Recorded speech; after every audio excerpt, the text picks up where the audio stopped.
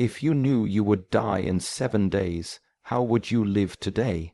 This is not a poetic question. It is not a spiritual riddle. It is a mirror I ask you to stand in front of, because the truth is, death does not wait. It does not come with a warning. It does not knock politely. It does not ask if you are ready. It simply arrives, and the problem is not that we don't know this. The problem is that we forget. Over and over again we forget. We live as if time is infinite. We speak words we don't mean. We stay in places that drain us. We hold grudges that rot our hearts. We make excuses instead of decisions. And all the while, life is passing. Tick, tick, tick. In the Shi Heng tradition, we are trained to understand not just the strength of the body, but the impermanence of all things. Every breath you take already gone. Every thought you hold already changed. Every moment you waste, you never get it back. So we must ask ourselves every day, am I truly alive, or am I just breathing? Many people think living fully means running wild, chasing every pleasure, burning the candle at both ends. But this is not living, this is distraction. True living comes from awareness, deep awareness of your body, of your breath, of your relationships, of the reality that everything you love, everything you are, will one day disappear. When you understand this, not just with the mind, but with the heart, you begin to live differently. You stop wasting time. You stop needing approval. You stop chasing what doesn't feed your spirit. Instead, you begin to sharpen your attention like a blade. You choose your words carefully. You make peace more quickly. You listen more fully. You laugh with your belly. You love with your entire being. There is a proverb: the best time to plant a tree was 20 years ago. The second best time is now. The best time to wake up, to really wake up to your life, was before you started sleepwalking through your days, but the second best time is right now. Death is not an event reserved for the elderly or the sick. It is not a distant possibility. It is an inevitable truth that walks beside each of us every moment, whether we choose to acknowledge it or not. Yet most people live as though time is promised, as though tomorrow is guaranteed. They delay their dreams, postpone forgiveness, and defer meaningful change to some vague future that may never arrive. This is the great illusion of modern life. We think we have more time, but death does not operate according to our schedules or preferences. It does not offer warnings, nor does it make exceptions. A heart can stop without notice. An accident can arrive without reason. Illness can spread in silence. In the Shi Heng tradition, the warrior is trained not just to defend, but to perceive, to remain alert to the impermanence of life itself. This awareness is not meant to be morbid. It is meant to sharpen our presence and purpose. When you fully internalize that death can come at any moment, your perspective shifts. You no longer waste time on petty grievances or endless hesitation. You begin to see that every single breath is a gift, every step an opportunity, every encounter a once-in-a-lifetime exchange. The awareness of death is not a curse, it is a teacher. It reminds you to live now, to act now, to speak truth now. Waiting is a gamble, the future is an illusion. And so, if you wish to live a meaningful life, it must begin not someday, but today, right now, before death arrives unannounced. Despite this truth, most people live in a state of unconscious forgetting. We know intellectually that life is short, that nothing lasts forever, but our behavior contradicts this knowledge. We act as if we are immortal. We complain about small inconveniences.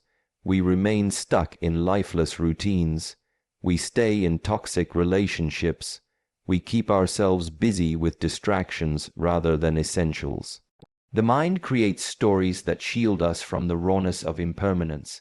It whispers, "You'll fix it later," or "There's still time," but later may never come, and when it doesn't, we are left with regret. Regrets not just for what we did, but more often for what we failed to do. Forgetting the reality of death allows us to tolerate mediocrity, to delay healing, and to settle for less than we are capable of. In the monastery, forgetting is considered a kind of spiritual sleep. It is living with open eyes but a closed awareness. True practice begins when you remember not once, but constantly, that your time here is brief and precious, that remembrance forces clarity.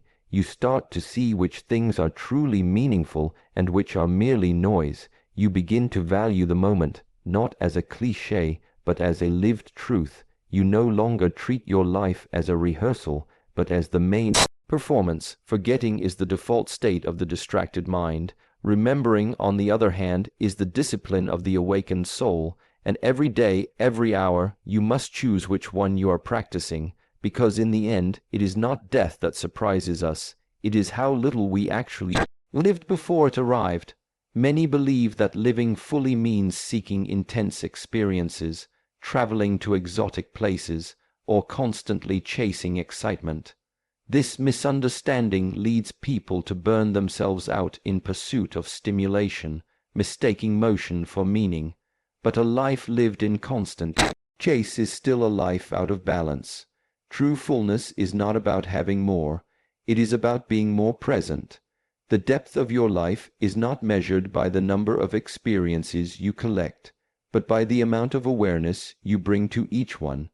Eating a simple bowl of rice with full attention can bring more peace and gratitude than a lavish meal eaten in distraction.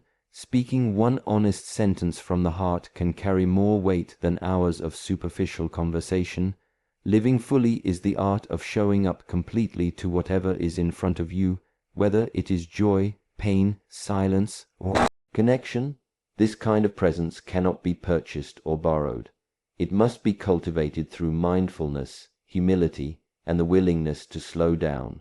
In the Shaolin path, we train to bring awareness not only to physical movements, but to every gesture of the mind, because presence is power. When you are fully present, you no longer need to escape life. You begin to inhabit it. You don't seek meaning outside yourself. You uncover it in the ordinary. Living fully, then, is not a destination but a practice. It is choosing to be awake rather than distracted. It is daring to feel deeply rather than numbing yourself. It is pausing to listen rather than rushing to speak. And when you begin to live in this way, you discover that life is not something that happens later. It is happening now, right here, in this breath, in this moment. Awareness changes everything. When you become truly aware of how fragile life is, your decisions transform. You begin to speak more truthfully because you understand that your words may be your last. You resolve conflicts more quickly because holding on to resentment becomes absurd in the face of mortality. You say, "I love you," more freely. You apologize more sincerely. You take less for granted. Every day becomes an opportunity to live in alignment with your values. You stop measuring success by money or status and start measuring it by how present you were, how kind you became, how much love you gave and received. Awareness dissolves pettiness. It removes the fog of comparison and replaces it with clarity. You no longer seek validation from others because you realize your life is too short to live for their opinions. You listen more intently, not because it's polite, but because every voice may be speaking for the last time. You walk slower, you breathe deeper, you notice beauty where you once saw nothing, and perhaps most importantly, you act. You no longer need to feel 100% ready or certain before moving forward. Awareness grants you the courage to leap because you realize that the greatest risk is not failure, but waiting too long to begin. Living with awareness does not mean you become emotionless or detached. It means you become more alive, more awake, more connected to everything around you. From this awareness comes authenticity, from authenticity joy, and from joy a quiet strength that carries you through even the darkest moments. All of this becomes possible not through some grand event, but through the simple, consistent practice of being awake to what is real. There is an ancient proverb, "The best time to plant a tree was 20 years ago. The second best time is now." This wisdom applies equally to how we live.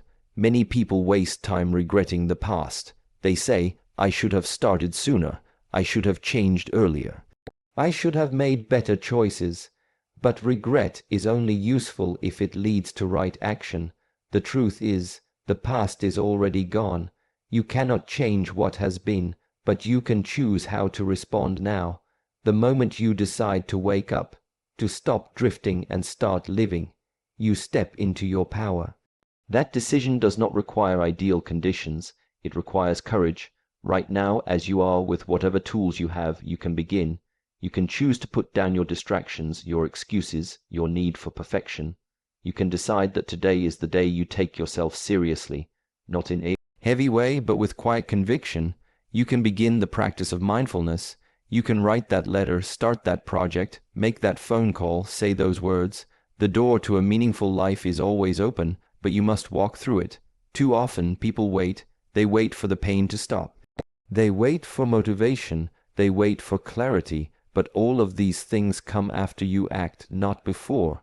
The fire only burns once you strike the match. You do not need to be extraordinary to begin. You need only to be honest with yourself, with your desires, with your limitations, and then take the next small step. And if you take that step today, you plant the seed of a life that will grow in depth and richness, not because everything is perfect, but because you finally chose to begin. People tend to postpone their real life.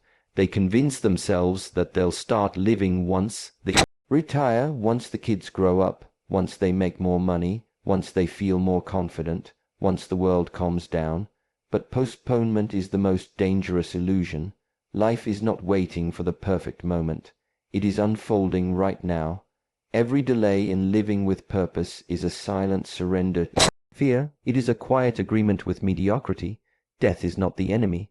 It is the reminder that your time is limited and therefore sacred. When you see that clearly, you stop postponing what truly matters. You stop delaying the apology, the adventure, the conversation, the leap of faith. You begin to prioritize what feeds your soul. You learn to say no to what drains you and yes to what energizes you. You take responsibility for your choices and stop blaming circumstances. You realize that healing is not something to be scheduled for later. It is a commitment to be made now. Forgiveness is not a gift for the other person. It is a liberation for yourself. Passion is not frivolous. It is fuel. And love is not a risk. It is the reason. You will never be more alive than you are right now. Not next year. Not when you achieve your goals. Not when everything makes sense. This moment is your life, and you must meet it fully, with your entire presence, with your honest effort, with your open heart, because in the end, no one escapes death. But the greatest tragedy is not that we die, it's that we fail to truly live before we do.